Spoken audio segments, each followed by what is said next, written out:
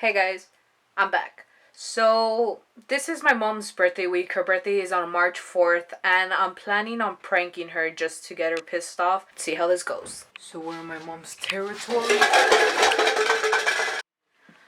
Honestly, I would put water in them, but we just got this one paper saying that we've been wasting a lot of water, so I'm not gonna put water in there. Because we're the ones that caused the drought.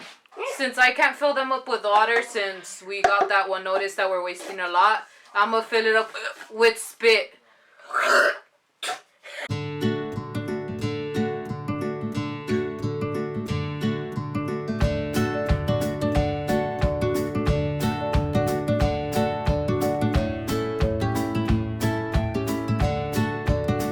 Yo pienso que ese lo va a pagar.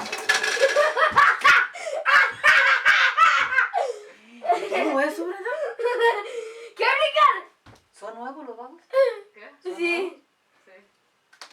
¿Y de dónde los agarraron? De la tienda. Para hacer ese.